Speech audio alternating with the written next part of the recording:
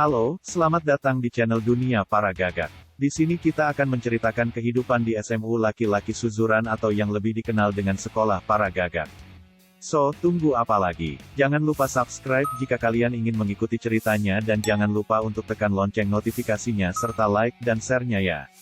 Oh iya dan jangan di-skip ya agar tidak ketinggalan ceritanya. Yuk masuk ke cerita. Oke teman-teman, pada chapter 3 dibuka dengan scene di mana Yasuda sedang mengintip Bandou yang telah kembali dari masa skorsing. Bandou sudah berkumpul dengan gerombolannya. Mereka terlihat sedang berjalan menuju ke kelas. Di tengah perjalanan mereka disambut oleh Hiromi, Pon dan Mako. Mereka menyambut dengan kata-kata sudah lama. Tiba-tiba Hiromi ingin memberi salam hangat kepada Bandou yaitu dengan tinju. Namun belum sempat mengenai Bandou, tinjuan Hiromi dihentikan oleh Senda. Mereka pun akhirnya ribut sebelum akhirnya dihentikan oleh Bandou. Bandou mengatakan akan mengampuni Hiromi jika dia mau berlutut di hadapannya. Tapi Hiromi tidak mau melakukan itu dan suasana semakin memanas. Di saat panas-panasnya situasi, tiba-tiba terdengar suara teriak kesakitan. Aduh, dan semua mata tertuju pada suara itu yang tak lain adalah Yasuda yang sedang ditangkap dan dijatuhkan oleh Bouya karena mencoba lari terus darinya. Hiromi, Mako dan Pon kaget dengan hal itu tak terkecuali Senda dan Yamazaki. Di sini Bandou belum pernah bertemu dengan Bouya. Sementara Yamazaki hanya mengetahui melalui Akutsu. Scene pun berpindah di mana Yasuda sedang berjalan di lorong sekolah dan masih merasa kesal kepada Bouya. Tiba-tiba saat masih berjalan dan menggerutu akibat ulah Bouya, Yasuda dipanggil oleh seseorang dari belakang. Mereka adalah trio Hiromi, Pon dan Mako. Mereka bilang ada sesuatu yang ingin dibicarakan dan mengajaknya ke atap gedung sekolah. Saat sudah sampai, Hiromi bertanya kepada Yasuda apa hubungan Yasuda dengan Bouya. Yasuda pun menjawab bahwa dia tidak ada hubungan apa-apa dengan Bouya. Hiromi ingin jika Yasuda mengetahui sesuatu tentang Bouya, dia langsung memberitahu Hiromi. Lantas Yasuda bertanya kepada Hiromi ada apa tiba-tiba menanyakan Bouya kepadanya. Yasuda mengira bahwa Bouya sudah berbuat aneh-aneh kepada mereka. Pon pun menjawab, apa kau tidak tahu, lihat Hiromi dan Mako. Bouya mengalahkan mereka dengan 1 kali pukulan. Mendengar hal itu Yasuda sangat kaget. Karena Hiromi, Pon dan Mako ini merupakan salah satu orang-orang terkuat di Suzuran. Hiromi langsung menyambung pembicaraan Pon. Hiromi mengatakan bahwa saat ini mereka sedang berperang dengan fraksi Bandou karena Hiromi tak bisa membiarkan seenaknya fraksi Bandou menguasai Suzuran. Tapi karena kekuatannya belum sebanding dengan fraksi Bandou, mereka khawatir jika mereka tumbang fraksi Bandou akan mengambil alih Suzuran dengan 1 langkah. Dan itu harus dicegah. Yasuda pun menjawab dengan sedikit bingung, Yasuda bilang kalau dia juga tidak suka dengan fraksi Bandou tapi Yasuda juga heran kenapa Hiromi, Pon dan Mako mau mencegah mereka sampai sejauh ini. Lantas Pon pun menjawab, yah kau tahu kan mereka.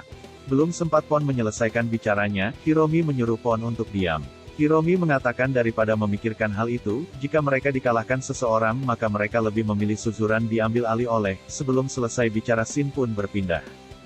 Scene berpindah di sebuah ruangan yang nampak seperti perpustakaan. Di situ terlihat ada Bandou, Senda dan Yamazaki. Mereka sedang membicarakan Hiromi, Pon, dan Mako. Mereka mengatakan bahwa jika Hiromi, Pon, dan Mako tidak mengganggu mereka, mereka tidak akan pula mengganggu balik. Tapi nampaknya tekad Hiromi, Pon, dan Mako sudah bulat untuk menghentikan Bandou. Maka dari itu Bandou ingin menyingkirkan mereka. Lantas Senda pun menyahut pembicaraan Bandou untuk menyerahkan saja mereka kepada Senda. Bandou pun mempersilahkan asal Senda tidak menyentuh Hiromi. Karena Hiromi akan diselesaikan oleh Bandou sendiri. Bandou mengajak Senda dan Yamazaki menghancurkan mereka hari itu juga.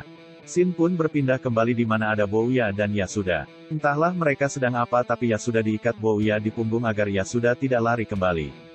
Dalam perjalanan itu Bouya bertanya kembali namanya siapa dan Yasuda menjawab Yasuda Yasuo. Seketika Bouya langsung menendang Yasuda karena maksud Bouya adalah nama kakaknya bukan Yasuda. Anak buah yang terlantar ini mah. Lanjut, scene berpindah di mana Hiromi, Pon, dan Mako saat pulang. Di tengah perjalanan, Hiromi berpisah dengan Pon dan Mako. Di sisi lain Bandou dan Senda tengah bersiap untuk memburu Hiromi, Pon, dan Mako bersama anak buahnya.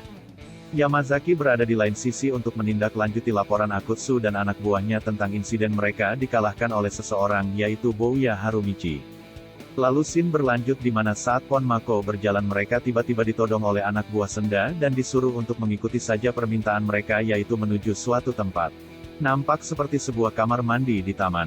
Pon dan Mako disuruh untuk masuk ke dalam dan mereka sudah ditunggu Senda serta gerombolannya.